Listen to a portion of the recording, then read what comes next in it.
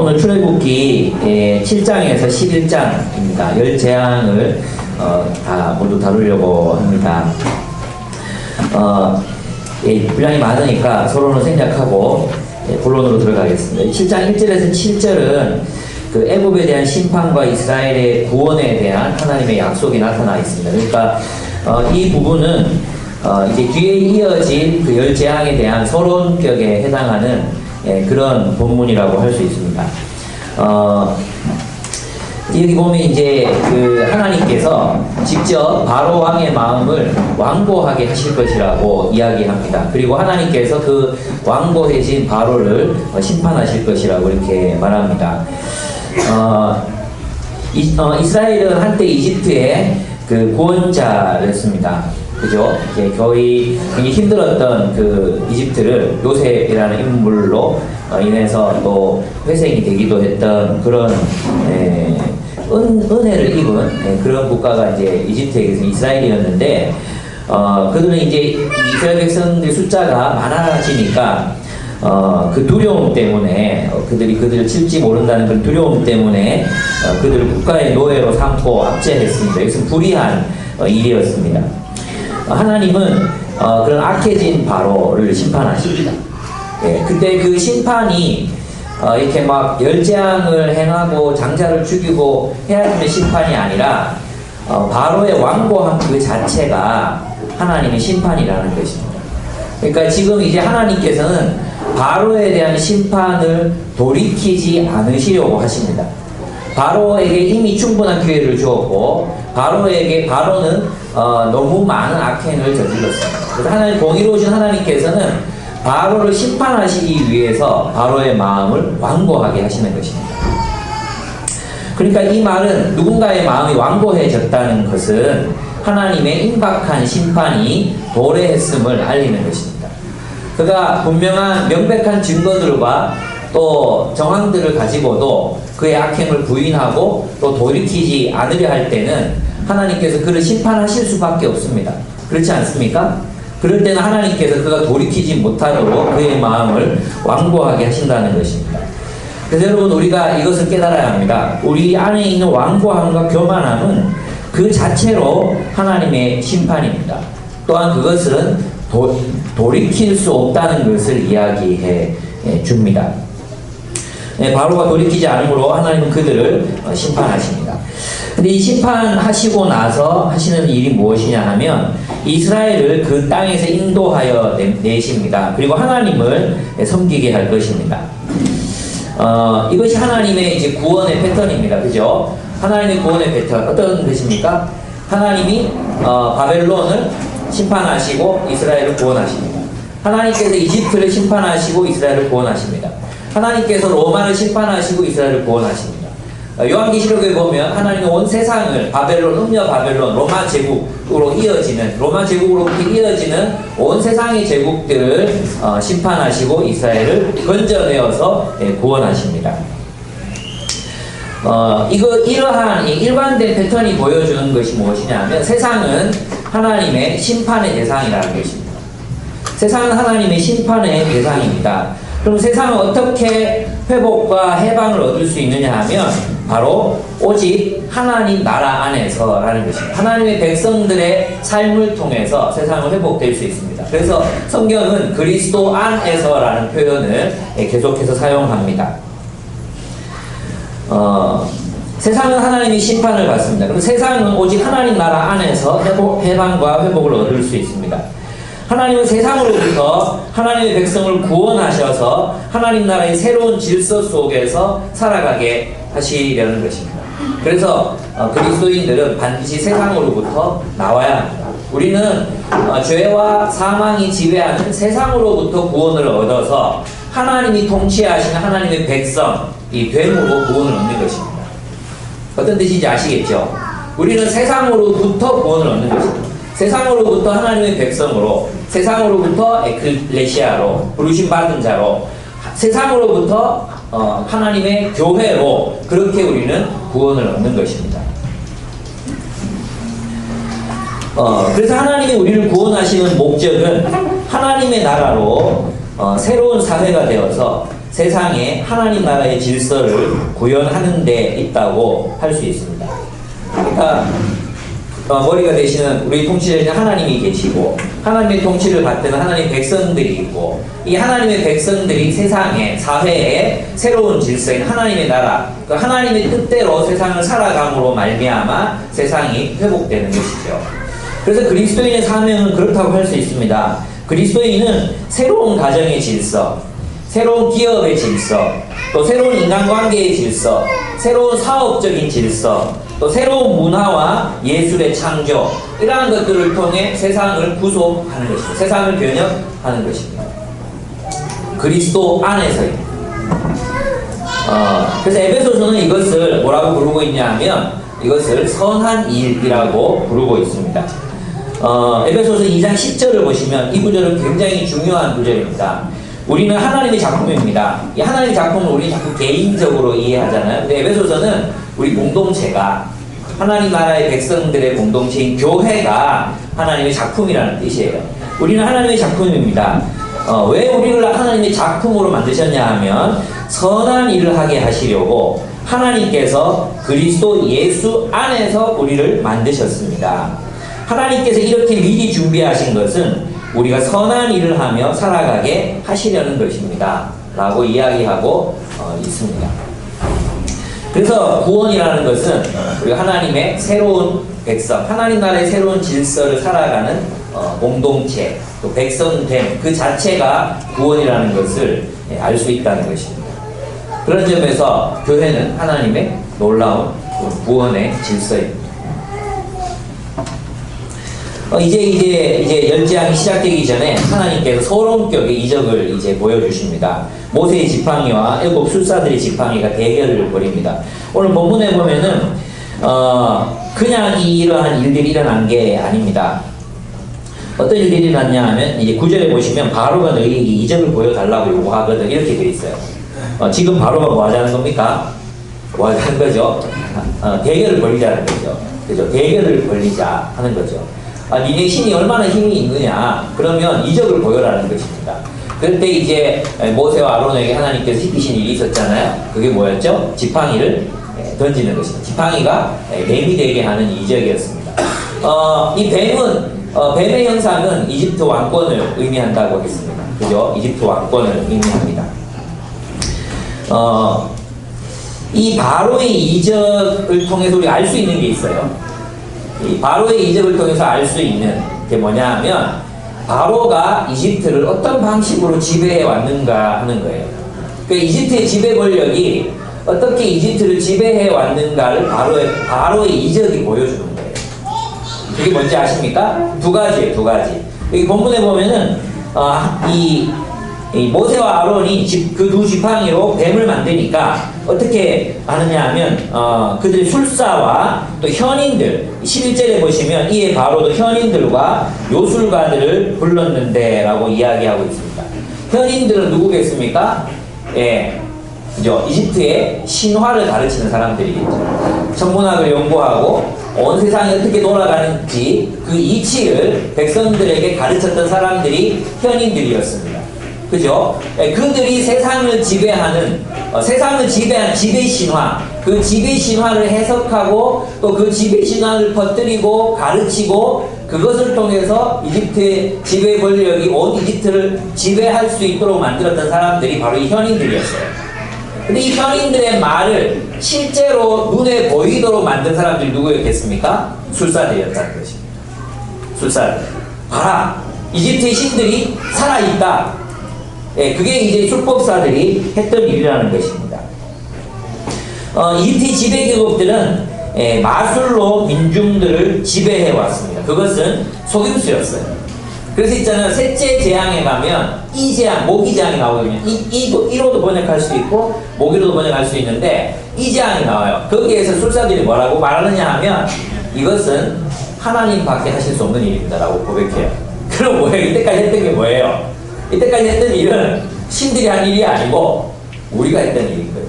술사들이 했던 일인 거예요.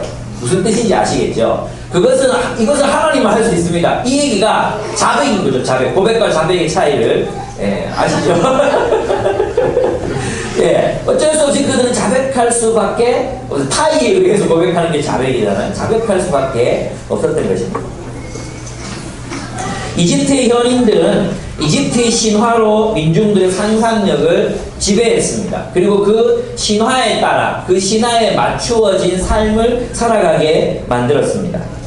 또한 술사들은 그 신화가 마치 실제인 것처럼 보이게 만들었습니다. 예, 지금도 이집트 술사들은 코브라의 특정 부위를 눌러서 몸을 뻣뻣하게 이렇게 만들 수 있대요. 지팡이처럼. 근데 얘가 이게 뻣뻣하게 굳어 있으니까 땅에다 이렇게 던지면 이게 풀리는 거예요. 막 기어다니면 이런 술법을 행할 수 있다고 합니다. 그러나 하나님 앞에서 그들의 술법은 통하지 않았습니다. 모세와 아론의 뱀이 그 뱀들을 그만 삼켜버린 것입니다. 이 얼마나 통쾌한 반전입니까? 이 이적은 앞으로 일어날 재앙들의 예고편이라고 할 수 있습니다.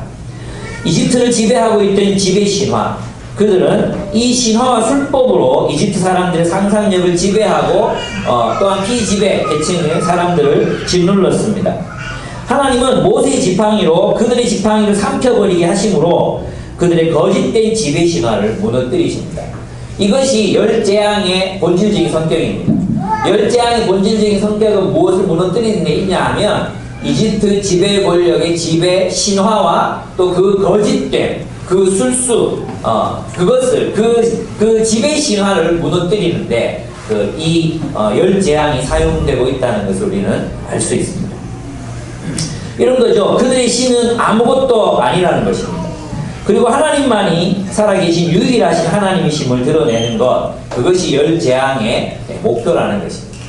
여러분, 세상이 아무리 거대해 보이고 또 세상이 우리에게 지금도 우리를 지배하는 지배 신화가 있잖아요. 자본주의의 신화가 있습니다. 박정희 신화가 있습니다. 그죠? 경제 성장이라는 신화가 있습니다. 우리나라는 또 안보라는 신화가 있습니다. 이런 것들로 지배 계층은 우리 한국인들을 정말 이제 억울한 사람을 많이 잡아 죽이기도 했고 감옥에 가두기도 했고 또 정말로 사람이 해서는 안 될 일들을 너무나도 많이 행해왔던 것이 사실입니다. 이 신화 속에서 살아간다는 것은 우상숭배 다름 아닙니다. 그래서 만약에 교회가 박정희 무슨 추모 예배를 그리스도인도 아닌데 추모 예배를 드리고 그분의 위협을 이렇게 하는 것은 완전한 우상숭배입니다. 여러분, 우리 그리스도인들은 우상숭배하면 안 되잖아요. 근데 우리는 이 세상의 지배 신화에 사로잡혀서 그 지배 신화가 가지고 있는 거짓과 술수를 꿰뚫어 보지 못하고 지배당하고 살아가는 그리스도인들이 얼마나 많이 있는지 모릅니다. 오히려 그들은 기독교라는 이름으로, 어쩌면 목사라는 이름으로, 또 기독교 신자라는 이름으로 애국의 술사들이 행했던 거짓에 동조하는 삶을 살고 있는지도 몰라요. 우리가 이것을 분별할 수 있어야 합니다. 그래서 보면 이 열재앙과 애국의 신들은 이제 이것은 학자마다 생각이 다르긴 해요. 근데 제가 볼 때 술사들과 현인들을 하나님께서 그들 앞에서 무너뜨리신 것은 이집트를 지탱하고 있었던 지식과 신화 그리고 그 거짓을 드러내는 데 있었다고 보여집니다. 그래서 앞으로 열 재앙들은 이제 이집트의 신들의 능력을 깨뜨리고 그들의 무능력함을 드러내는 것으로 이제 나타날 것입니다. 제일 마지막은 뭐겠어요? 태양신 라죠. 그래서 9째 재앙이 제일 큰 신, 태양신 라. 이집트의 거의 창조주격인 태양신 라를 무너뜨리는 어둠의 재앙을 하나님이 보여주십니다. 그래서 간단하게 보면 첫째 재앙은 물이 피로 변하는 것입니다. 이것은 누구를 하나님이 조롱하시는 거냐 하면 나일강의 수호신인 크노 그리고 나일강을 주관하는 신이 하피, 하마 형상한 그 신을 무력화하는 것입니다.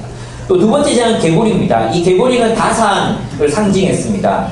개구리 형상을 한 부활과 다산의 신 헥트, 이름도 잘 모르겠어요. 셋째 재앙은 이거는 이게 흙을 뿌려서 이로 만들거든요. 티끌을 날리니까 그게 이가 되거든요. 그것은 흙의 신인 셋에 대한 심판입니다. 그리고 네 번째 재앙은 파리인데 이 파리도 파리라고 번역할 수도 있고 작은 곤충이라고도 번역할 수 있습니다. 근데 이것은 곤충의 신이었던 하트콥에 대한 하나님의 심판입니다.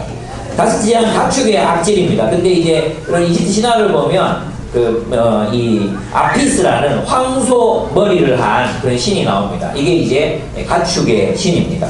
또 암소의 신 하도르, 이러한 그들의 경제적인 부분을 담당했던 이런 목축을 보호하는 신들을 하나님께서 무력화시키십니다. 여섯 번째 재앙은 독종이 나타나죠. 의술의 신인 이모텍과 타이폰을 무력화하십니다. 일곱째 재앙은 우박입니다. 우박, 이거 안 적어도 됩니다. 예. 근데 다른 데 찾아보려면 없을 거예요. 우박은 하늘의 신인 누트, 또 대기의 신 슈에 대한 하나님의 심판을 보여줍니다. 메뚜기는 이게 메뚜기 재앙을 막는 신이 있었어요. 그 신의 이름이 세라피아였습니다. 그 세라피아에 대한 하나님의 심판, 그리고 그의 무력함을 드러내는 것입니다. 아홉째 재앙이 이제 암흑이죠. 태양신 라와 또 여신 세케트에 대한 하나님의 완전한 심판, 그 아무것도 아닌 것을 드러내 보여주셨습니다. 열 번째 재앙은 이제 초태생의 죽음인데, 이것은 이제 생명과 관련되어 있습니다. 생명을 주는 신 오시리스, 또 생명을 지키는 이시스 신에 대한 하나님의 심판이었습니다. 그래서 이제 한 재앙씩 살펴보면 나일강의 물이 피로 변합니다. 하나님은 모세와 아론에게 아침에 바로가 나일강에 내려올 때 그에게 나아가라 이렇게 말씀하십니다. 근데 이 바로가 정기적으로 아침에 나일강으로 갔던 것 같아요. 왜 갔을까요? 세수하러 갔을까요? 물만 먹고 갔을까요? 네, 그런 건 아닐 것 같아요. 그죠? 아마도 어떤 그 제의와 관련돼 있지 않았을까 그런 생각이 들어요. 나일강은 이집트를 지탱하는, 또 이집트를 유지시켜주고 이집트의 풍요를 약속하는 젖줄이었기 때문에 그 이집트 강의 신에게 아마 경배를 올리거나 또 자신의 왕국을 보호해달라고, 또 백성들을 지켜달라고 그는 아마도 기도했을지 모릅니다. 근데 이 왕은 백성들에게 별로 관심이 없었어요. 누구랑 비슷하죠? 백성들에게 별로 관심이 없었고 오직 자기 자신에게만 관심이 있었어요. 아이는 물론 이 물이 피로 변해도 별로 신경 쓰지 않습니다. 지 몸이 다치고 또 지가 어려워져야 이제 움직입니다. 나일강은 애국 문명의 원천이었습니다. 그래서 나일강이 범람하면서 쌓였던 퇴적물, 그 퇴적물은 이집트의 비옥한 토지를 제공해 주었습니다. 그래서 그들은 나일강의 신 하피와 또 크놈 같은 신들을 섬겼던 것입니다. 다산의 신이었죠. 풍요의 신들이었습니다. 근데 본문을 보면 그 신들은 나일강을 보호할 수 없었습니다. 저도 이 재앙을, 물이 피로된 재앙을 자연적인 해석으로 가능하지 않을까라고 이제 생각을 했었어요. 그래서 이제 적조 현상이라든지 뭐 이런 것들로 풀 수 있지 않을까 그렇게 생각을 했었는데, 여기 나타나 있는 단어 자체가 피라는 단어 외에는, 피라고 해석하는 방법 외에는 다른 용어가 없어요. 그래서 여기서 피로 보는 게 맞는 것 같아요. 하나님이 그냥 자연 질서에 의해서 어쩔 수 없이 생겨나는 것들을 미리 이제 모세와 아론이 불러줘서 재앙처럼 보이게 한 게 아니라 실제로 재앙이었다고 보는 것이 저는 맞다고 생각합니다. 근데 놀라운 것은 BC 1350년에서 1100년 사이 이집트 중왕국 시대의 이집트 기록 중에 이런 기록이 있습니다. 그러니까 모세의 출애굽 시대와 겹치는 시대거든요. 근데 그 이집트 아네트 이제 다 그건 잘 기억을 못하겠어요. 거기에 보면 이런 기록이 있답니다. 진실로 강물이 피가 되었구나. 만일 어떤 사람이 그것을 마시게 된다면 그 사람은 인간이기에 거절할 것이고 목말라 물을 찾게 될 것이다. 이러한 기록이 남아있다고 합니다. 그렇습니다. 하나님 나일강의 물이 피가 되게 하셔서 나일의 번영이 사실은 하나님으로 말미암은 것이고 보여주었습니다. 여러분, 한 국가가 흥하고 망하는 그 모든 것들이 하나님께 달려있습니다. 뿐만 아닙니다. 우리 개인의 명달, 우리 개인의 풍요로 빈곤함, 이 모든 것들도 주님께 달려있는 것입니다. 주님께서 우리를 풍요롭게 하신다는 것은 무슨 뜻이겠습니까? 나누라는 뜻입니다. 우리가 잘 될 때 조심해야 됩니다. 그죠? 잘 될 때, 지금 잘 된 사람이 별로 없어요.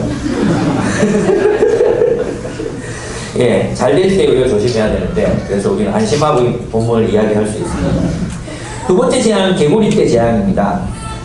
여기 보면 이 참 너무 재밌어요. 이 개구리, 군복을 보고 뭐라 그래요? 군복. 개구리복. 개구리복이라고 하거든요. 이집트 개구리가, 여러분 있잖아요. 이런 말 한번 들어보세요. 내가 개구리로 너를 망하게 할 거야!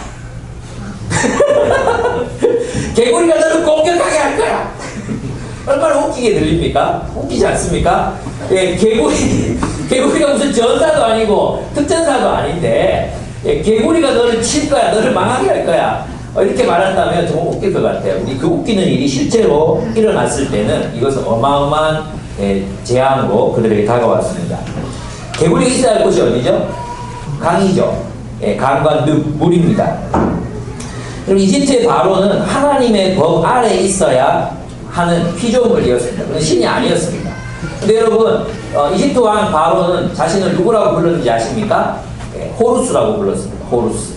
호루스의 현현이라고 자기 자신을 이렇게 말했습니다. 그래서 신이 인간이 되어 나타난 존재가 이집트 왕이었거든요. 태양신 라의 아들 호루스. 그게 이제 이 자신의 정체성이었어요. 근데 그것은 하나님께서 정말 싫어하시는 거잖아요. 피조물이잖아요. 인간이잖아요. 똥 싸고 오줌 누고 배고프면 밥 먹어야 되는 인간이잖아요. 근데 인간이 스스로를 신의 자리로 높여놓으면 하나님 반드시 그를 심판하십니다.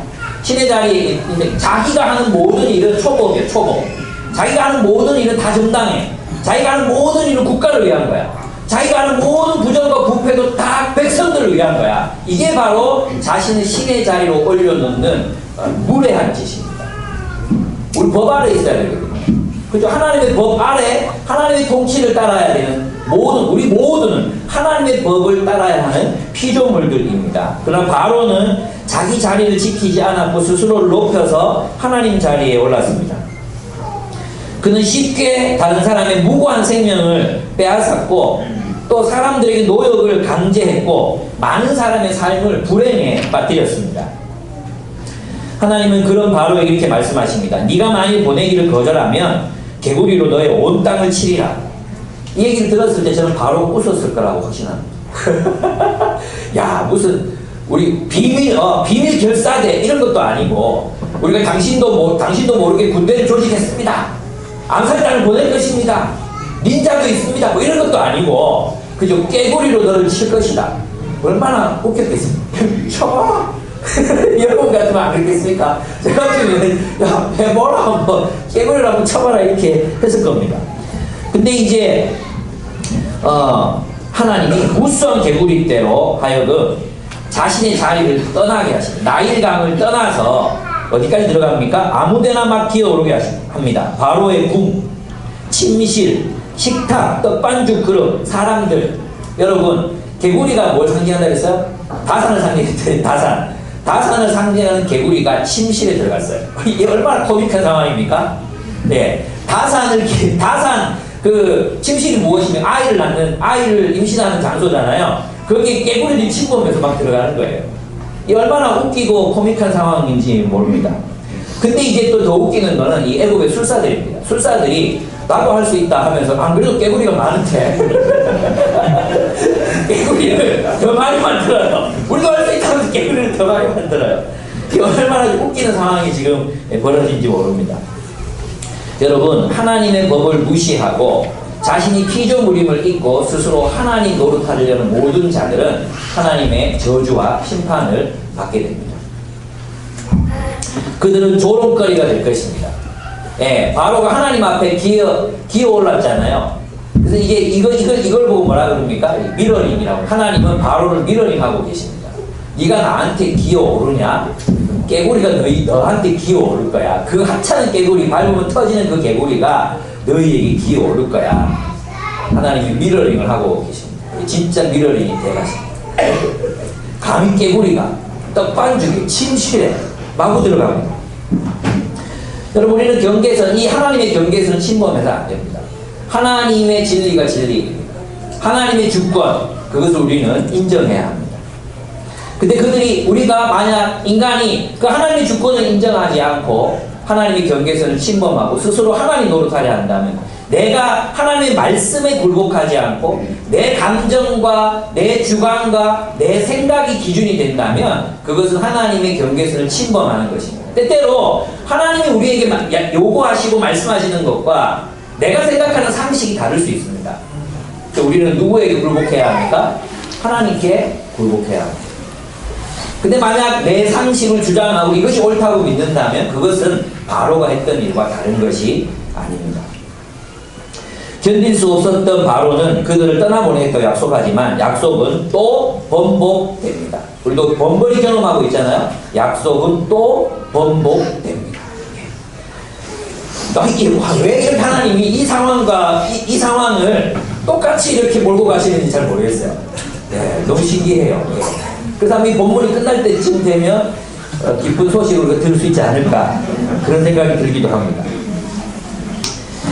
근데 또 이제 숨쉴만 하니까 이거예요. 숨쉴만 하니까 막무가내로 보내지 않고 버팁니다. 이게 인간의 모습이에요.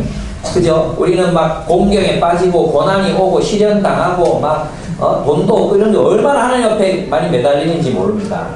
숨쉴만 하면 잊어버립니다. 우리 힘들 때는 하나님을 막 찾지만 또 숨쉴만 하면 하나님 잊어버리는 이런 모습들 우리는 회개해야 합니다. 세 번째 재앙은 이 재앙입니다. 이라고 번역된 단어는 작은 곤충을 의미합니다. 이일 수도 있고 모기일 수도 있습니다. 하나님은 모세와 아론을 통해서 땅이 티끌이 이가 되게 하십니다. 사람들 마구마구 물죠. 세 번째 재앙은 사막과 땅의 신인 셉의 무력함을 드러내는 것이었습니다. 이번에도 이집트의 술사들이 따라 해보려고 했습니다. 술사들은 이를 없애려고 해야 되는 거 아닌가요? 개구리를 없애려고 해야 되는데 이걸 따라 하려고 하는지 모르겠어요. 예, 하여튼 그렇게 하다가 실패합니다. 그래서 그들이 이렇게 자백합니다. 이런 일은 하나님의 권능입니다. 즉 이제까지 그들이 행한 일은 신적 능력으로 행한 것이 아니었습니다. 그것은 술법이었고 그것은 인간을 속이는 것이었습니다. 바로 그것이라는 것을 그들은 스스로의 입으로 자백하고 있는 것입니다.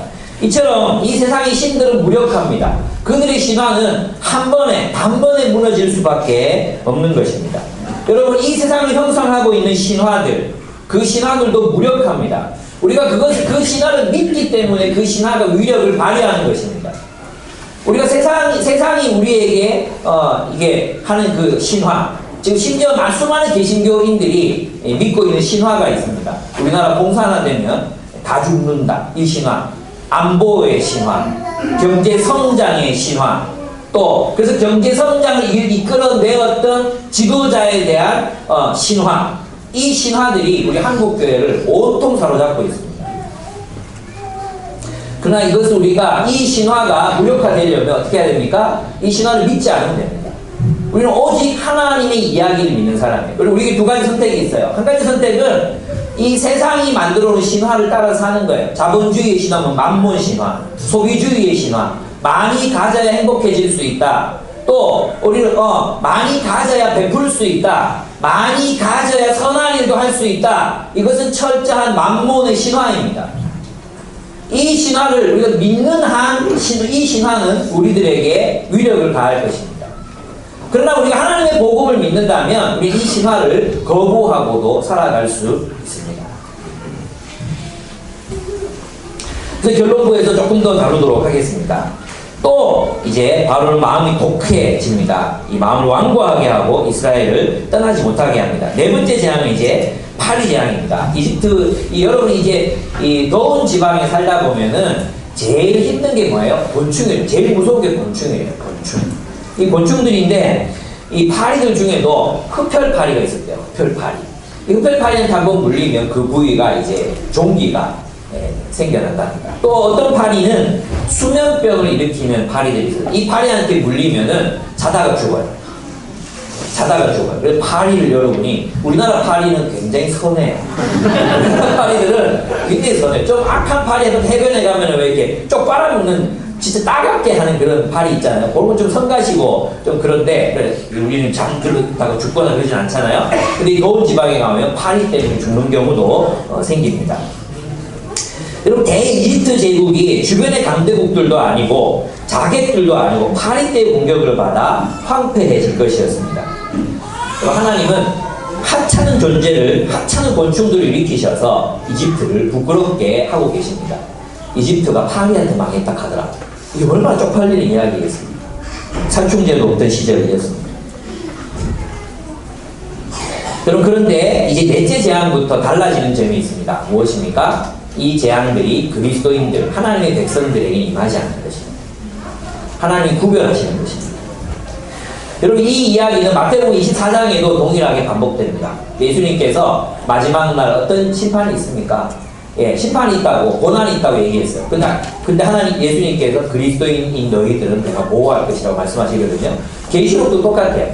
계시록에 가서도 하나님을 거부하고 메시아를 거부한 세상에 대한 하나님의 심판이 있지만 하나님이 친히 그리스도인들을 보호하실 것이라고 약속하고 계십니다. 여러분, 우리가 이것을 믿어야 하나님이 우리의 삶을 지키실 것입니다. 믿으십니까? 하나님이 우리를 보호하실 것입니다. 세상이 우리를 보호해 주지 않습니다. 악착같이 우리가 세상이 우리를 보호해 줄 것처럼 생각하고 세상에 매달리면 매달릴수록 우리는 그 세상의 신화에 지배를 당하게 됩니다. 이렇게 살아도 사라지고 저렇게 살아도 사라집니다. 그러니까 하도 이제 괴로우니까 바로가 뭐라고 말하는지 아십니까? 바로가 견디다 못해 그들에게 이렇게 말합니다. 이 땅에서 제사를 드려라. 이 땅에서 예배하라는 것입니다.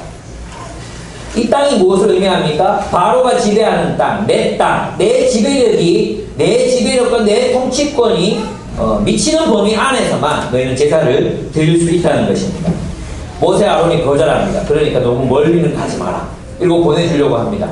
멀리는 가지 마. 언제든지 돌아와야 돼. 멀리 가지 마. 이렇게 말합니다. 여러분, 그러나 하나님은 그것을 거부하십니다. 모세와 아론은 그것을 거부해야만. 왜요? 우리는 세상의 지배에 당한 채로 하나님 예배할 수 없어요. 이것이 그리스도인들이 그리스도인이 되어 하나님 백성답게 살아가기 위해서는 세상을 거부해야 된다는 뜻입니다. 세상에 속한 채로는 하나님을 예배할 수 없습니다. 이 말은 우리가 803 이 산 하나 사가지고 공동체 생활하면서 자본주의에 완전히 단절을 살아가자 이런 의미가 아닙니다. 우리가 세상의 가치, 또 세상의 신화, 세상의 지배 신화, 또 세상의 것들에 지배당하지 않은 채로 하나님의 말씀에만 지배당하는 채로 하나님의 말씀을 따라서만 살아가야 한다는 것입니다. 우리는 그럴 때 하나님을 예배할 수 있습니다. 여러분, 그래서 우리가 있잖아요. 우리 공동체나 또 그리스도인들이 세상에 속한 채로 세상에 몸담고 또 세상의 가치를 따라 살고 세상의 지배신화에 지배당하면서 교회만 나와서 하나님 예배한다. 하나님 그 예배를 받지 않으십니다. 하나님 우리가 세상을 떠나기를 원하십니다. 세상을 떠난다는 말을 문자적으로 듣지 마십시오. 여러분 이해할 수 있으시죠? 우리 세상에 속한 채로 하나님 예배할 수 있습니다. 하나님은 이집트로부터 이 하나님의 백성들을 이끌어내어서 하나님을 예배하는 공동체로 하나님의 새로운 세상으로 새로운 사회로 만드시기를 원하십니다. 그래서 있잖아요. 성경에서 이제 성경을 연구했던 수많은 학자들은 수많은 우리 믿음의 선배들은 뭐라고 말했습니까? 교회를 하나님 나라의 폴리스, 하나님이 통치하시는 도시국가라고 정의했었습니다. 또 스탠리 하워스 같은 사람은 교회를 뭐라고 정의했습니까? 하나님 나라의 식민지라고 정의했습니다. 하나님 통치하신다는 것입니다. 어거스틴 같은 사람은 어떻게 하나님 나라 공동체를 정의했습니까? 하나님의 거룩한 도시, 하나님의 거룩한 도시라고 교회를 정의했던 것입니다. 오늘 많은 신학자들도 마찬가지입니다. 여러분 누구죠? 누구죠? 모르죠? 제가 모르죠? 톰 라이트 같은 사람은 하나님의 새로운 가족이라고 표현합니다. 하나님 나라는, 이 하나님 나라의 공동체는 하나님 나라의 현시, 하나님 나라를 위한 전초기지, 교두보, 이런 식으로 정의되고 있습니다.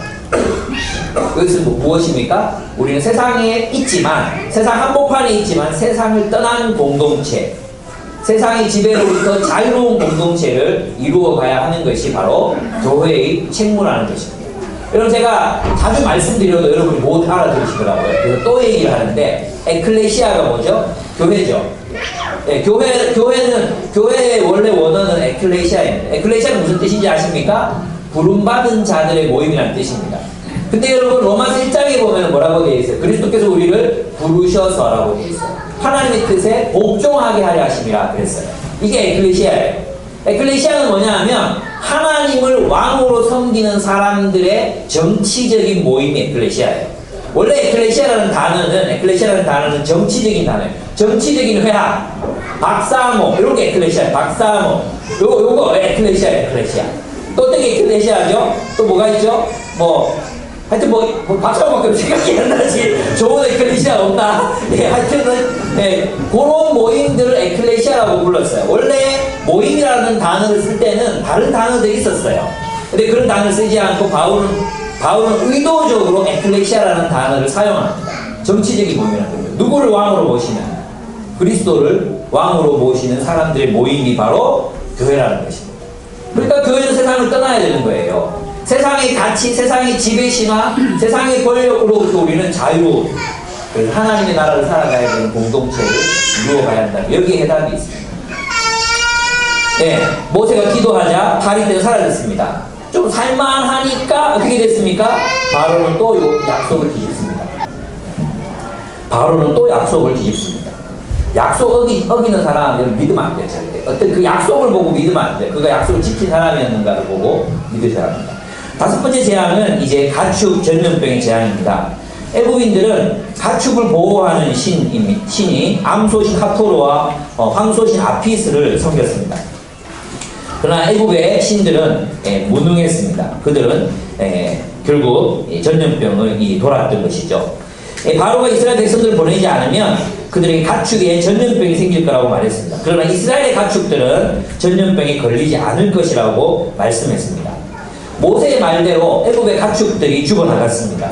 막 그 전염병으로 광우병이 아니고 요새 뭐죠? 돼지 뭐 이런 병 있잖아요, 그죠? 뭐 이런 병, 병, AI 뭐 이런 것들로 막 죽어나가는 것입니다. 사실 애굽의 가축들이 평화롭게 풀을 뜯고 새끼를 낳고 그들의 식탁에 고기가 올라올 수 있었던 것은 하나님의 은총 덕분이었습니다. 모세는 바로에게 하루의 시간을 주었지만 바로는 자신의 마음을 또다시 완고하게 만듭니다. 이번에도 이스라엘 사람들의 가축에는 병이 들지 않습니다. 바로는 사람을 보내어 이스라엘 백성들의 가축이 안전하다는 것을 확인까지 하고도 백성을 보내지 않습니다. 얼마나 완고한지 모릅니다. 이스라엘 백성들의 목축은 멀쩡한 거예요. 근데 그것을 알고도 보내지 않습니다. 하나님은 우리 그리스도인들의 산업을 보존하기를 원하십니다. 하나님은 우리가 살아갈 수 있도록 길을 여십니다. 하나님은 우리가 살아갈 수 있는 길을 여시는 분이십니다. 두려워하지 마십시오. 문제는 우리가 하나님의 뜻을 알고 그 뜻에 순종하는 것입니다. 인도를 받아가는 것입니다. 하나님이 심판 속에서도 당신의 백성들을 기억하고 지키시는 분이십니다. 그래서 여러분 이때까지 살아오신 거 아닙니까?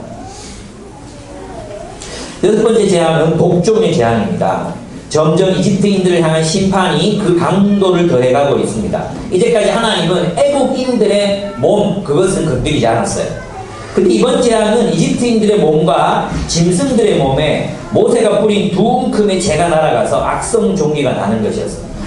여러분 근데 참 재밌어요. 애국인들은 의술의 신인 이모텍과 질병의 신 세크멧을 섬기고 있었지만 또 이 술사들과 현인들은 이 신들을 섬기는 제사장들 같은 사람들이었잖아요. 근데 역병이 누구로부터 시작되는지 아십니까? 오늘 본문을 보면 사람들의 병을 고쳐주던 요술사. 여러분 고대사회에서 이 술사들이 다 주술사들이 뭐였습니까? 의사 역할을 다 했거든요. 근데 그들 앞에서 이 죄를 뿌리니까 다른 사람의 병을 고쳐주어야 되는 이 술사들이 전염병의 매개가 되는 거예요. 원인이 됐어요. 그래서 이들로 인해서 전염병이 퍼져나가게 됩니다. 하나님 뭘 보여주시려고 하시는 것입니까? 너희의 신은 철저하게 무기력하다는 것입니다. 애굽의 체제, 그 거짓된 신화, 그 거짓된 지배 신화 위에 건설되어 있는 애굽은 하나님 앞에서 철저하게 무기력하고 무능하다는 것이었습니다. 술법으로 이집트의 지배를 공고히 했던 그들은 이제 완전히 그 힘을 잃게 되었습니다. 그런데 아직도 바로는 돌이키지 않습니다. 이 싸움은 깁니다. 이 싸움은 깁니다. 길어질 수도 있습니다. 그래서 우리가 잘 대비해야 됩니다. 근데 있잖아요. 이제 제 생각에는 촛불이 자꾸 사그러들 거라고 사람들이 생각하잖아요. 근데 안 사그러들어요. 왜냐하면 12월 24일이 토요일이에요. 12월 24일. 그때 다 잠 안 자고 다 밖으로 뛰어 나오는 날이거든요. 그 다음 주는 12월 31일이에요. 적어도 올해는 계속 200만, 300만 다 넘어갈 거예요. 예. 저는 참 신기해요, 이게. 예. 이 일은 하나님이 일으키신 일입니다. 하나님께서 일으키신 일입니다. 어디까지 변화가 일어날지 모르겠지만 하여튼 이 사건을 계기로 한국 사회는 바뀔 수밖에 없습니다. 이전과 같을 수 없습니다. 저는 그래서 기쁩니다. TV에서 안 보고 싶은 사람들이 좀 있거든요. 네, 애국인들은 하늘의 여신 누트와 곡물과 풍요의 신 오시리스, 또 폭풍의 신으로 셋을 섬겼거든요. 근데 이제 일곱 번째 재앙, 우박의 재앙이 나타납니다. 근데 이번에도 그들은 무기력하게 하나님의 심판을 당할 것입니다. 그들의 신과 신화는 아무런 힘이 없습니다. 하나님은 바로에게 모세를 통해 그렇게 말씀하십니다. 그들을 내보내지 않으면 애굽의 역사에서 전무후무한 우박이 내릴 것이다 그랬어요. 근데 이 우박에 뭐가 섞여 있었습니까? 불이 섞여 있었어요. 화산이 터지면 이런 현상이 일어나거든요. 그래서 이런 굉장히 이제 위험한 그런 상황이라고 할 수 있습니다. 하나님께서 이렇게 하신 이유가 14절에 나옵니다. 이제는 하나님의 그 목적이 드러나고 있습니다. 내가 이번에는 모든 재앙을 너와 내 신하와 내 백성에게 내려 온 천하에 나와 같은 자가 없음을 내가 알게 하리라 말씀하십니다. 실제로 모세의 이야기는 애굽 사람들에게로 번져나갔습니다. 이 사건을 통해 여호와의 말씀을 두려워하는 사람들이 생겨났습니다. 그래서 있잖아요. 그런 그들은 어떻게 했습니까? 자신의 가축을 어디로 보냅니까? 예, 이 예고가 이제 모세가 우박을 통해서 심판할 것이다 이렇게 이제 말을 하고 나니까 이제 모세의 말을 믿는 사람들이 애국 사람들 중에 세상 사람들 중에 모세의 말을 믿는 사람들이 생겨나기 시작했습니다. 그래서 그들은 가축을 안전한 곳으로 드립니다. 19절을 보면 그러니 이제 너는 사람을 보내 너의 집 짐승들과 들에 있는 모든 것을 안전한 곳으로 대피시켜라.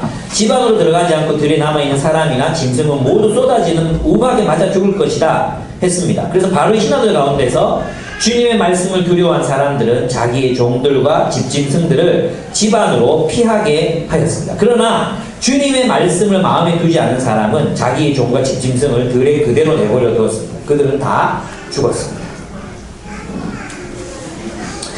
여러분 여기서 굉장히 중요한 교훈을 우리가 한 가지 얻을 수 있습니다. 결국 하나님이 우리를 보존하시고 지켜주시는 것은 무엇 때문이라는 것입니까? 하나님의 말씀 때문이라는 것입니다. 여러분 하나님의 말씀을 믿고 순종했던 사람들은 보호받았지만 하나님의 말씀을 믿지 않고 살았던 사람들은 그 보호에서 벗어날 수밖에 없었습니다. 결국 우리가 위기의 순간 또 위험한 순간에 우리를 지켜주는 것은 하나님의 말씀을 따라 사는 것이라는 것입니다. 그것이 우리를 지킨다는 것입니다.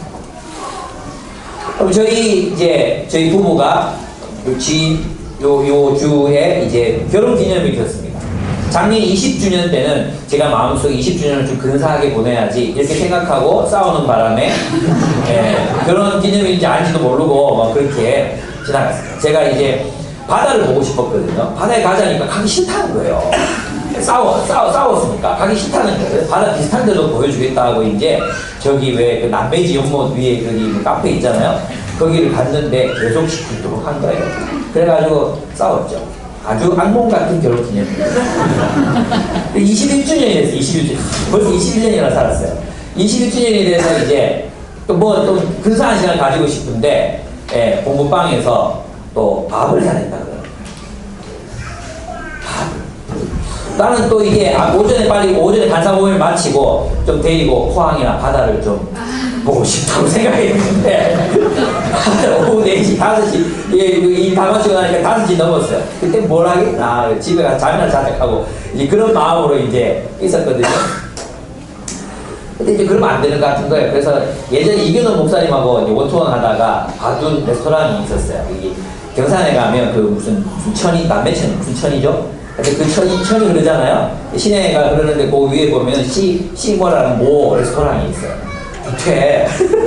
지나가다가 와 어떤 놈들이 이렇게 밥을 안 먹고 그래서 우리는 못 들어가고 있는데 그랬던데 결혼 기념일이니까 이제 가서 스테이크 시켜서 이제 하나는 샐러드 시키고 해서 같이 나눴습니다. 그래서 아내가 자꾸 말을 시키는 거예요. 92년 살아보니까 뭐 어떤지 얘기를 해요. 저도 싫거든요. 그런 얘기를 하는 게 싫어요. 근데 이제 아내가 이제 얘기하더라고요. 예. 뭐 좋은 순간도 있었고 사랑스러워 보이는 순간도 있고 뭐 이랬는데 참 좋았다고 뭐 이렇게 얘기를 했어요. 그렇게 마음 좀 풀리네요. 그날따라 또 이렇게 예뻐 보이는지 이게 보면서 되게 예쁘다. 그래서 이제 제 마음이 좀 이렇게 그래서 좋았어요. 예. 난 또 묻는 거예요. 다시 꼭 얘기를 하기 싫다고 막 이러는데 억지로 이제 좀 생각을 해보니까 말할 때 좀 생각이 나더라고요. 무슨 얘기를 할까 하다가 당신이 아니었으면 여기까지 못 왔을 것 같다고 이렇게 한마디를 얘기했어요. 되게 감사해 하더라고요. 예. 그렇죠. 예. 제 아내가 아니었으면 여기까지 못 왔을 것 같아요. 근데 우리 부부 관계를 무엇이 지켰는가 생각해보면 우리 교회에서 우리 부부만큼 많이 싸우는 사람이 없는 것 같아요. 그리고 우리 교회에서 나만큼 가부장적인 사람도 없어요. 우리 자매들 진짜 우리 교회 형제들 만나세요. 정말 대단합니다. 정말 예수님 같은 사람들이 많아요. 나쁜 놈들. 그래서 제가 이제 결혼 문제에 있어서는 제가 별 조언을 할 수가 없어요. 예. 제가 시키는 대로 살면 안 돼요. 예. 어쨌든 그렇거든요. 근데 우리 부부 관계를 싸울 때도 많았고 가슴 아플 때도 내가 잘못해서 그런 것도 있고 또 아내가 기질이 그래서 그런 것도 있고 또 뭐 그래요. 아내는 개혁주의자거든요. 나를 개혁시켜야 돼요. 나를 개혁시키는 것이 아내의 사랑 표현이에요. 저는 개혁당하는 거 싫어요. 저는 있는 모습 그대로 받아들여지고 싶지. 저는 개혁하고 싶어요. 끊임없이 저를 찌르고 깎고 자르고 이렇게 해요. 예. 그래서 저는 그게 싫었거든요. 근데 왜 우리가 얘기하면 예전에 이제 우리 교회 MBTI나 뭐 N이나 이런 거 가지고 이제 뭐 이렇게 기질 같은 강의를 하고 외수도단에서 강의하신 분이 계셨어요. 그분이 저한테 물으셔요. 시내에서 228공원에서 뭐 목사님은 기질이 뭐예요? 저 이거 N이걸 몇 번이나 얘기하니까 사모님은 이렇게 얘기하시더라고요. 사모님 이런 거라고. 그런데 갑자기 말을 멈추시더니 많이 힘드셨겠어요. 이러면서 근데 저는 별로 힘들지 않았는데 힘들어지시는데 몇 번을 얘기하셨어요. 예, 서로 힘들었죠. 제가 잘못한 것도 많아요. 근데 우리 부부 관계를 지켜준 게 뭔지 아십니까? 하나님 말씀이에요. 예. 우리 뭐 친구들 뭐 이혼하고 뭐 많잖아요, 그죠? 많습니다. 근데 뭐가 우리를 지켜줬을까? 하나님의 말씀을 따라 살았기 때문에 우리가 지켜졌습니다. 우리 그리스도의 삶에는 이런 부분들이 정말 하나님 말씀이 없으면 다 깨지고 보호받지 못하고 이런 게 많잖아요. 근데 하나님 말씀이 우리를 지키시는 것입니다. 우리가 어떤 직업을 구하거나 또 직장에서 어떤 직장 상사들과 어떤 인간관계를 하거나 이 모든 것들 속에서 우리를 지켜주는 것은 하나님의 말씀입니다. 거짓이 아닙니다. 술수가 아닙니다.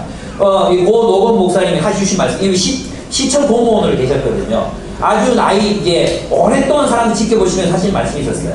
정말 사람들이 거짓을 쓰고 술수를 쓰고 아부하고 그리고 편법으로 그 순간 잘 나가는 것 같았다고. 근데 자기가 봤던 그렇게 했던 사람들 지금 다 감옥 가 있다고. 여러분 하나님은 정의로우신 분이시고 공의로우신 분이십니다. 하나님의 말씀이 우리를 지키십니다. 하나님의 말씀의 지배, 그 지배 속에서 살아갈 때 그것이 우리에게 구원이고 그것이 우리에게 축복이고 그것이 우리를 보호하는 것입니다. 하나님의 말씀으로 말미암는 하나님의 지혜가 우리를 지키는 것입니다. 돈이나 경제력이나 권력이 아닙니다. 그렇습니다. 근데 또 이제 우박을 그치게 하라 그래 놓고는 이렇게 심지어는 회개도 해요. 이번엔 내가 범죄하였노라. 정말 너무 비슷해요. 이번엔 내가 범죄하였노라. 여호와는 의로우시고 나와 나의 백성은 악하도다. 여호와께 구하여 이 우레소리와 우박을 그만 그치게 하라. 이번에도 우박이 그치자 바로는 약속을 번복합니다. 이제 8째 재앙이 나타납니다. 메뚜기 때 재앙입니다. 하나님이 이번에는 메뚜기의 출격을 준비시킵니다. 메뚜기 때로 애굽을 심판하시겠다는 이야기를 들은 신하들은 이제 그만 항복하라고 바로에게 권고합니다. 왕에게 읍소를 올립니다. 애굽이 망한 것이 보이지 않습니까? 그래서 이 중왕국 시기에 그 기록이 그렇게 많이 남아있지 않거든요. 아마 이 왕조가 짧게 아마 수명을 다했기 때문에 아마 남아있지 않을 수도 있겠다 이런 생각은 좀 들어요. 그렇습니다. 그랬더니 이번에는 바로가 모세와 아론을 불러서 협상안을 제시합니다. 너무 비슷하지 않습니까? 지금 난 너무 흡사해가지고 마치 우리나라 상황을 여기다 이렇게 박아놓은 것 같은 느낌이 들어요. 협상안을 제시합니다. 그게 뭐냐 하면 이렇게 제시합니다. 누가 가느냐고 모세가 누가 가느냐고 묻습니다. 누가 가느냐 이렇게 묻습니다. 그래서 우리 다 가야 됩니다. 모세는 다 가야 됩니다. 가축까지 다 가야 됩니다. 이렇게 얘기하니까 이 바로가 뭐라고 얘기하냐면 보내줄 테니까 장정만 가라. 남자 성인만 가라. 어린 아이들과 여자 가축들은 남겨두고 가라는 것입니다. 결국 대기 중이던 메뚜기 떼가 출격해서 우박에서 겨우 살아남은 곡물과 채소들을 다 갉아 먹습니다. 메뚜기 떼가 얼마나 많았든지 하늘을 가려 땅이 어두울 지경이었습니다. 이 강력한 공군 부대는 푸른 것은 하나도 남기지 않고 그냥 다 갉아 먹어버렸습니다. 애국의 희망이 사라진 것입니다. 여러분, 자식들은 놔두고 가라. 자식들은 놔두고 가라. 이게 세상이 우리에게 요구하는 것입니다. 우리 한국교회가 여기서 실패했어요. 자식들은 놔두고 가라. 자식들은 세상에 놔두고 가라. 너희들만 예배 잘 드리면 되잖아. 너희만 헌신하면 되잖아. 근데 이게 여러분들 경험해봤죠? IBF나 선교단체 할 때 복학생들 자기는 니도 열심히 할 수 있어. 근데 여러분 신입생들한테 야 니도 나처럼 살아라 얘기하기 미안했죠? 그죠? 니도 군대 미루고 너도 헌신해 이런 얘기하기 미안했죠? 그게 바로 우리가 가지게 되는 유혹이에요. 유혹. 네. 우리 현지가 어릴 때 꿈이 뭐냐고 제가 물으면 선교사라고 대답을 하더라고요. 섬뜩했어요. 선교사겠다. 아프리카가 선교사 하겠다는 거예요. 그래서 제가 뭐라고 했는지 아십니까? 선교사 말고 아내도 똑같이 얘기했어요. 의사 해라. 그랬어요. 내가 이렇게 될지 모르니까. 근데 직접 이 능력이 안 되더라고요. 그래가지고 우리 집에 감사한 것은 우리 애들이 별로 공부를 잘 못해요. 그래가지고 참 감사해요. 별 기대를 안 갖게 만들어요. 이게 공부 잘하면 기대할 거 아니에요. 서울대가 나왔고 우리 집안을 좀 먹여 살릴 수 있겠다. 우리 내 노후를 책임질 이런 기대를 못하게 만들어 우리 애들이. 그러다 감사해요. 하나님만 의지하고 가야 되는 거죠. 자녀는 놔두고 가라. 앞으로 우리가 겪게 될 위험입니다. 사실 뭐 대안학교니 뭐니 하잖아요. 지 새끼 그냥 잘 키우고 싶은 거예요. 우리 그런 거 있잖아요. 그 유혹 다 그렇다는 건 아니에요. 좀 하나님 말씀대로 키우고 싶죠. 근데 제가 알잖아요. 뭐 주변에 많잖아요. 많아요. 진짜 보면 숨기고 있는 욕망들이 있는 거죠. 숨기고 있는 욕망. 내 아이는 이런 욕망이 있는 거예요. 여러분 우리나라는 이 애를 낳으면 애가 우상이 됩니다. 우리 부모들이 아이를 위해서는 목숨도 걸고 한국의 부모들은요 아이를 위해서는 자기는 못 돼도 괜찮아요. 아이를 위해서는 목숨을 걸릴 수 있는 사람들입니다. 그래서 아이가 쉽게 우상이 됩니다. 우리 이것을 경계해야 됩니다. 우리 아이는 정말 하나님의 사람으로 길을 생각을 해야지 아이가 우리 부모의 어떤 성공이나 또 재정이나 노후 대책이 아니잖아요. 예. 그래서 조심해야 됩니다. 우리 자녀를 어떻게 키우는지를 보면 그 사람의 마음이 어떤지 알 수 있어요. 그 사람의 신앙을 알 수 있어요.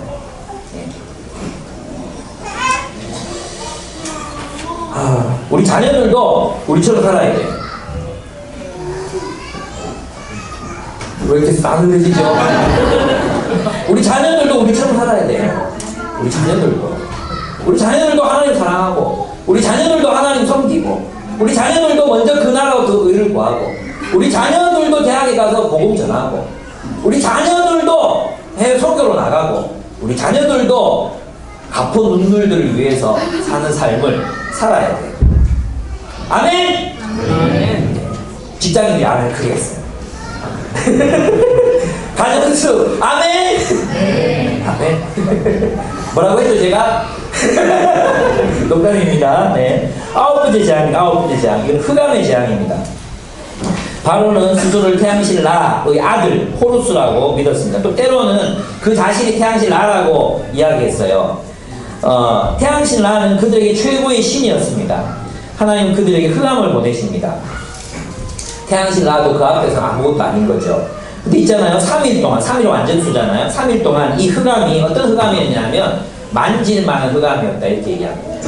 만질만한 흑암이었다. 이 흑암은 거의 카오스적인 그 무존재, 이 세상이 창조되기 이전에 빛이 있으라 하시기 이전에 그 어둠, 그것을 의미하는 것입니다. 이 3일 동안은 서로를 볼 수도 없습니다. 사람들이 아무것도 할 수 없었기 때문에 아직 할 수 있는 일은 침상에 누워있는 일밖에 없었어요. 3일 동안 그들은 죽음을 경험한 것입니다. 죽음이 무엇입니까? 분리입니다. 그들은 삶을 살아갈 수가 없었던 것입니다.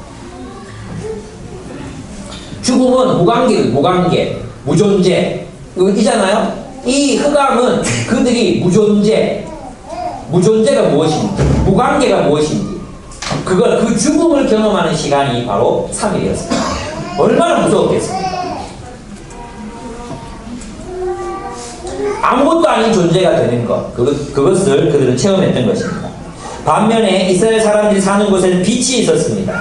빛이 있는 곳에서는 삶이 가능합니다. 삶이 의미를 가집니다. 하나님 있는 삶, 하나님 안에서 사는 삶, 그것이 우리의 삶에 의미를 주는 것입니다. 우리 진리가 있잖아요. 진리의 말씀이 빛이 있잖아요. 이 빛된 이 말씀을 따라 살아갈 때 우리가 세상을 명확하게 보고 분명하게 분별하고 가야 할 길을 걸어갈 수 있는 것입니다. 바로는 다시 모세와 협상을 시도합니다. 가라! 그러나 제사는 두고 가라는 것입니다. 가라! 제사는 두고 가라. 그러나 이 말을 우리 따를 수 없습니다. 우리는 다시 돌아갈 여지, 세상으로 돌아갈 여지를 두어서는 안 됩니다. 아무런 미련 없이 떠날 수 있어야 합니다. 그래서 헌신은 우리 모든, 하나님이 우리에게 바라시는 것이 우리의 모든 것입니다. 여러분, 우리 천국 비유에 나타나잖아요? 예. 밭에 간 주인 보아를 무엇으로 살 수 있습니까? 가진 것을 다 팔아 그 밭을 사느니라. 진주를 만났을 때 가진 것을 다 팔아 그 진주를 사느니라. 우리의 일부를 주고 살 수 있는 게 아니라 우리의 자녀, 우리의 가족, 우리의 소유, 그 모든 것들로 우리 하나님의 나라를 살 수 있습니다. 하나님 나라, 천국 들어가는 거 공짜 절대 아닙니다. 우리의 전부를 드려야지만 우리 하나님 나라를 얻을 수 있습니다. 재산, 자식보다 더 드리기 어려운 게 재산입니다. 재물을 하나님 뜻대로 쓰는 것, 우리 이 시험을 날마다 극복해야 합니다. 마지막으로 열째 재앙입니다. 장자의 죽음입니다. 하나님은 최후의 일격을 준비하십니다. 이 일이 있고 난 후에는 바로가 이스라엘을 보낼 것입니다. 하나님은 그들이 나가기 전에 애국 사람들에게 금은 폐물을 구하게 하십니다. 무슨 강탈하는 것 같죠? 그죠? 여기 두 가지 얘기가 있다고 그랬죠? 첫째는 뭐예요? 전리품이에요. 하나님 이기셨어요. 하나님이 이집트에 대해서 이기셨어요. 하나님 백성이 하나님 때문에 이겼어요. 그 전리품을 구하는 것입니다. 두 번째는 뭔지 아십니까? 노동의 대가입니다. 이스라엘 사람들 때문에 아주 배부르게 편하게 살았습니다. 노역하지 않고 살았습니다. 근데 하나님은 그들의 노동의 대가를 애굽 사람들로부터 받게 하시는 것입니다. 여러분, 출애굽기 여러 번 반복되는 단어가 뭔지 아십니까? 내가 너희를 강제 노역에서부터 구원하여 낼 거예요. 내가 너희를 강제 노동으로부터 구원하여 낼 것이다. 우리 하나님은 그런 하나님이십니다. 오늘 보면 두 종류의 그리스도인들이 존재합니다. 비리에 연루된 사람들도 거의 대부분 그리스도인이고, 이 비리를 개혁하려고 하는 사람들은 거의 대부분 그리스도인입니다. 불교시대 별로 없습니다. 캐톨릭 아니면 개신교인들입니다. 대부분. 그죠? 이 차이를 만들어내는 것이 무엇인지 아십니까? 하나님을 누구의 하나님으로 믿느냐예요. 우리 출애굽기에서부터 계속 창세기에서부터 보여주는 하나님의 모습, 어떤 하나님입니까? 여러분, 창세기로부터 보여주는 게 뭐냐 하면, 이 창세기에 기록될 당시 신화는 인간이 두 종류의, 하나는 뭐냐 하면 신의 아들들인 귀족들과 그 다음 이 신들을 먹여 살리기 위한 노동계급, 이 두 계급밖에 없어요. 그래서 인간의 삶은 노동하는 거예요. 누구를 먹여 살리기 위해서? 신의 화신들이 귀족들을 먹여 살리기 위해서 노동하는 게 그때 삶이었거든요. 근데 하나님이 창세기 1장에서 뭐라고 말씀하십니까? 하나님의 형상을 따라 남자와 여자를 창조하시고, 무슨 뜻인지 아십니까? 모든 인간은 하나님의 형상이라는 것입니다. 귀족들이든 왕족이든 노예든 모든 사람들은 하나님의 형상이라는 것입니다. 그 왕족들만 신의 형상이 아니라 모든 인간이 신의 형상이라는 것입니다. 이게 창세기부터 시작하는 거예요. 출애굽기에서 하나님 누구 편입니까? 지금 강제 노동을 당하는 자들의 편이십니다. 하나님 이집트 편에 서시지 않습니다. 하나님은 가진 자들의 편에 서지 않습니다. 여러분, 무엇이 그리스도의 삶의 차이를 만들어내는지 아십니까? 내가 누구와 우리를 동일시하는가? 모세를 히브리서에서 의인이라고 표현하는 이유는 그가 애굽 사람들, 애굽의 귀족들과 자기를 동일시하지 아니하고 고통받는 동족들과 자기를 동일시했다고 했어요. 그거예요. 여러분, 그래서 결국은 이 장자가 이제 다음 주일 죽을 거예요. 오늘 안 죽어요. 다음 주에 죽을 거예요. 다음 주에 저는 무슨 일이 일어날지 정말 궁금해요. 우리 한국에 어떤 일이 일어날지 진짜 궁금해요. 모세는 여호와로 말미암아 이 기간을 겪으면서 담대해졌어요. 이 기간이 필요한 거예요. 그래서 여러분 있잖아요. 당장에 그냥 이게 뭐 지팡이로 딱 코보라 이 뱀 만들고 막 먹으면 바로 놀래가지고 가라 이랬으면 모세는 담대해지지 못했어요. 우리의 삶에 위기가 찾아오잖아요. 우리의 삶에 어떤 위험이 찾아오잖아요. 그리고 참 어려워요. 이 시기를 하나님 주시는 이유가 있어요. 이 시기를 통해서 우리는 담대해집니다. 우리는 위대해집니다. 모세는 사람들 앞에 위대하다는 평가를 받게 됩니다. 뭐 보십시오. 8절에 보시면 8절에 보시면 왕의 모든 신하가 내게 내려와 내게 절하며 이르기를 너와 너를 따르는 온 백성은 떠나라고 간청한 뒤에야 나는 떠날 것이라고 말합니다. 그리고 또 어떤 이야기를 합니까? 11장에 보면 그들이 백성들의 눈에도 어떻게 보인다고 말씀하셨습니까? 위대해 보일 것이라고 말합니다. 11장 어딨죠? 예.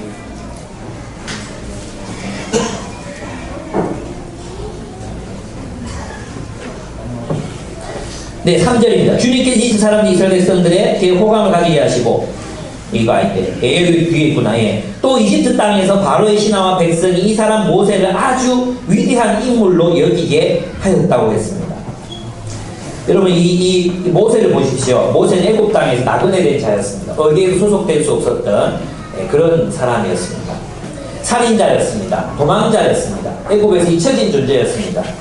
그런데 그가 그런 그를 하나님이 하나님의 방법으로 그의 명예를 회복시켜 주십니다. 그를 높이십니다. 그를 위대한 존재로 만드십니다. 우리에게 고난이 다가오죠. 어려움이 있지요. 그 시기는 하나님 우리를 위대하게 만드시려는 과정입니다. 내가 정금같이 단련된 후에야 그랬잖아요. 정련된 후에야 정금같이 나오리라 그랬습니다. 하나님 우리에게 고난을 주시는 이유는 우리를 정금같이 순금같이 만드시려는 하나님의 계획 가운데 있다는 것이죠. 여러분 이 고난을 하나님을 원망하는 시간으로 보내지 마십시오. 여러분 이 어려운 시기를 하나님을 원망하고 자책하고 또 낮은 자존감에 시달리는 그런 시기로 보내지 마십시오. 하나님 바라보십시오. 하나님 소망하십시오. 하나님께서 여러분의 상황을 선하게 만들어 가실 뿐만 아니라 여러분을 위대한 존재로 바꾸어 가실 것입니다. 여러분 장자가 죽는다는 것은 애굽의 전멸을 상징하는 재앙입니다. 첫째가 죽는다는 다 죽는다는 뜻입니다. 이 왕은 참 어리석습니다. 이집트 사람들이 불쌍하지 않습니까? 왕 잘못 만나가지고 무슨 개고생입니까? 그죠? 지도자를 잘 뽑아야 됩니다. 착한 사람 뽑아야 돼요. 착한 사람. 선한 사람 뽑아야 돼요. 결론을 내리겠습니다. 결론. 이집트를 지탱하고 있던 신화와 마법 그리고 그들의 권력은 하나님 앞에서 무너졌습니다.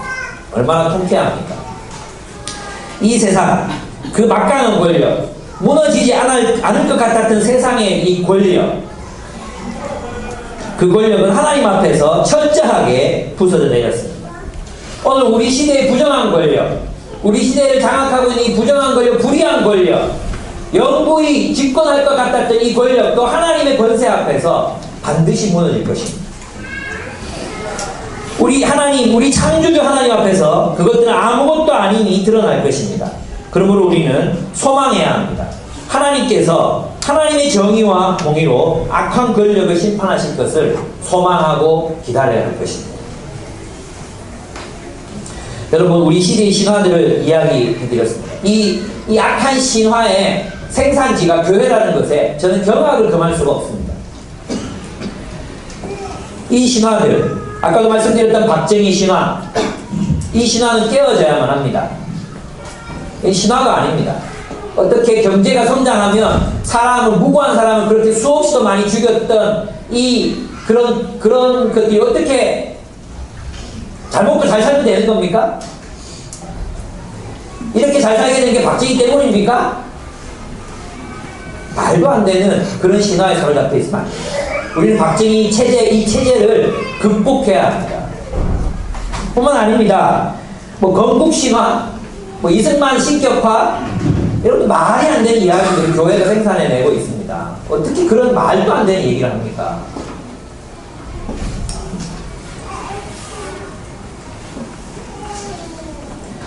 경제성장하지 않으면 다 죽습니까?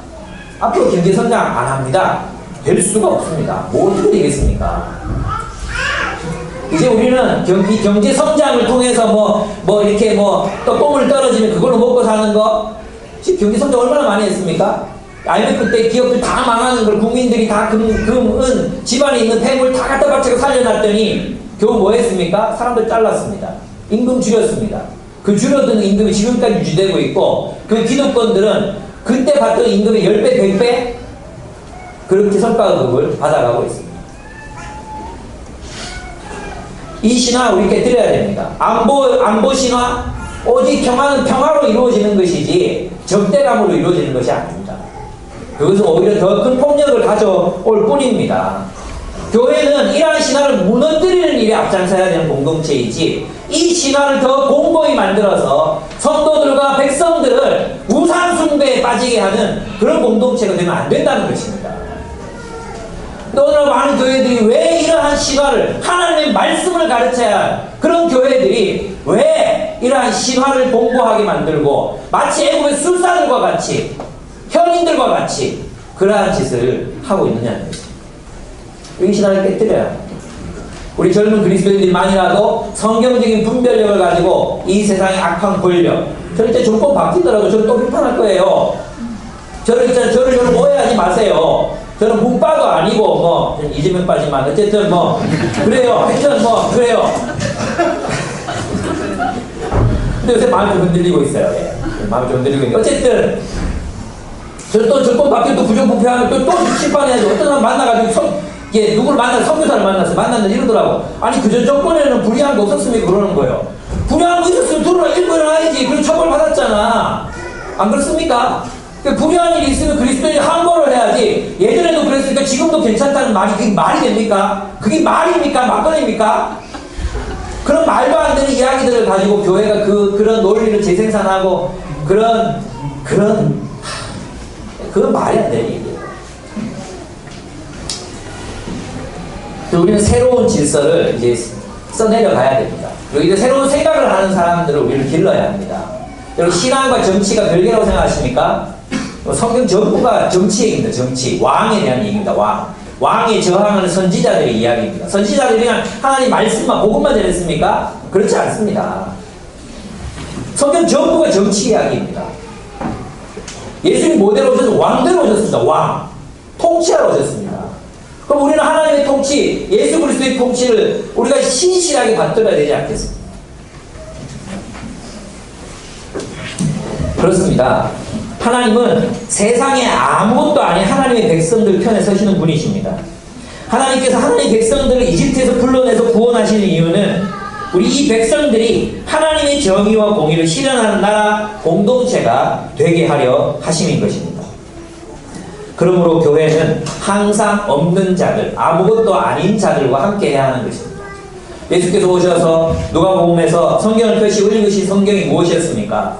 가난한 자, 눌린 자, 눈먼 자, 바포 눈먼 자, 눌린 자, 억압받는 자들, 그런 사람들을 위해서 주님이 오신 것입니다. 여러분, 진짜 교회가 교회인지 아닌지 어떻게 드러나는지 아십니까? 그들이 누구 편에 서느냐. 그럼 박대근 목사님이 그런 얘기를 했어요. 교회는 가난한 사람들을 위한 교회가 되면 안 된다.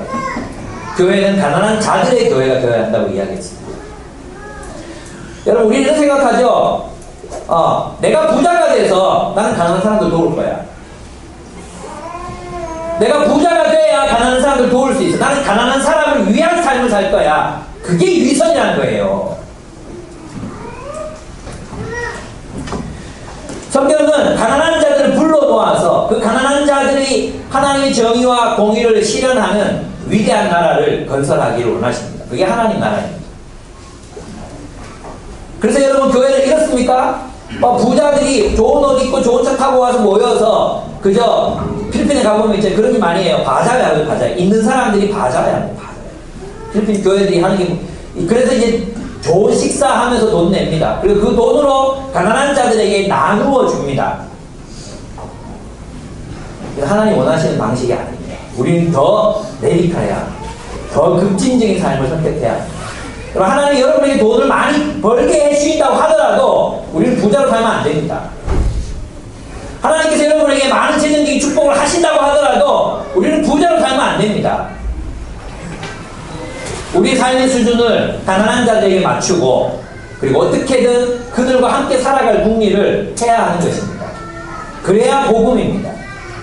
가난한 자들에게 나도 저 나누는 무리에 속하고 싶다. 나도 그 돈 많은 무리에 속해서 나도 가진 것으로 가난한 자에게 베풀며 살고 싶다. 그거야말로 자본주의라는 것입니다. 그거야말로 비판받아야 되는 우상이라는 것입니다. 그렇습니다. 이런 사람하고 무엇이 또 다른 사람의 삶을 똑같은 그리스도인인데 나누는지 아십니까? 어떻게 그게 나누어지는지 아십니까? 그가 가난한 자를 위해 살았는가 하는 것입니다. 누구의 편에 섰는가 하는 것입니다. 예수께서는 이 땅에 가난한 자, 눌린 자, 눈먼 자, 포로된 자를 위해서 오셨습니다. 우리는 그것을 기억해야 합니다. 하나님 그런 없는 자들을 부르셔서 하나님의 나라를 이 땅에 세우기를 원하십니다. 가난한 사람들을 위한 교회가 아니라 가난한 자의 교회. 출애굽기가 보여주는 게 뭡니까? 애국을 철저하게 무너뜨리십니다. 그들의 지배 신화를 무너뜨리시고 그들의 지배 권력을 무너뜨리시고 그들이 가지고 있는 경제력의 기반을 전부 다 무너뜨리십니다. 철저하게 파괴하십니다. 음녀 바벨론이여 큰 성 바벨론이여 화로다 망하게 되었도다 이렇게 선언하시는 분, 제국에 대한 심판을 선언하시는 분이 하나님이십니다. 우리 하나님은 그런 연약한 자들의 하나님, 없는 자들의 하나님, 아무것도 아닌 자들의 하나님, 우리 하나님은 그런 하나님이십니다. 그래서 우리는 그리스도인이 되는 것입니다. 우리가 예수 잘 믿어서 부자가 돼서 가난한 사람 섬기기 위해서 예수 믿는 게 아니고요. 가난한 자들의 편이신데 그 하나님과 함께 하기 위해서 예수 믿는 것입니다. 아멘. 우리 그런 삶을 살아갑시다. 여전히 우리 교회 외제차 타고 불 지른다는 이야기는 유효합니다. 잘 생각하시기 바랍니다. 함께 기도하겠습니다. 하나님은 이집트의 지배 신화를 철저하게 무너뜨리셨습니다. 우리 마음 가운데 여전히 자리 잡고 있는 세상의 신화들 이런 것들이 있다면 우리가 그것을 던져버립시다. 그리고 오직 하나님 뜻대로 살아가는 하나님 나라, 하나님의 정의와 공의를 살아가는 그런 삶을 살게 해달라고 기도합시다. 우리 회개합시다. 다른 사람 다 가난해도 나는 부자 돼서 가난한 사람 숨기며 살아야지. 그게 뭡니까, 여러분? 다른 사람 다 가난한 상태로 있어도 나는 부자 돼서 저 사람들 좀 베풀며 살아야지. 그게 뭡니까? 부와 번영은 하나님 주시는 것이고 만약에 운 좋게 우리가 그 부와 번영을 누리게 된다면 그것은 우리를 위한 것이 아니라 그것은 하나님의 나라를 위한 것입니다. 그래서 교회 안에서는 가난하다고 주눅 들어도 안 되고 돈 없다고 기가 죽어도 안 되고 그것 때문에 자존감이 낮아져도 안 되는 거예요. 아시겠습니까? 없으면 없는 대로 살고 있는 사람들이 나누고 하나님의 정의와 공의가 실현되는 그런 공동체를 주님이 꿈꾸셨습니다. 그리고 초대교회는 그런 삶을 살아냈습니다. 앞으로 이런 삶은 정말로 더 절박하게 우리에게 다가올 것입니다. 그렇게 살아야 됩니다. 그게 복음입니다. 우리 복음을 살아내야 됩니다. 우리 하나님 앞에 기도했으면 좋겠습니다. 하나님, 정말로 이 복음을 따라 살게 해주십시오. 세상의 거짓된 신화, 이 세상을 지배하는 지배 권력의 이 모든 위선과 거짓을 그들의 무력함을 하나님께서 다 무너뜨려 주시고 하나님의 정의와 공의가 살아있는 하나님 나라의 공동체들이 생겨나게 해주십시오. 교회가 이기게 해주십시오. 하나님의 백성들이 승리하게 해주십시오. 진실한 교회들이 일어나 곳곳에 누룩과 같이 번져가게 해주십시오. 참된 교회들이 일어나 겨자씨와 같이 자꾸 미미한 그 교회들이 백향목 같은 큰 나라를 이룰 역사가 우리 세대에 일어나게 해주십시오. 함께 기도하겠습니다.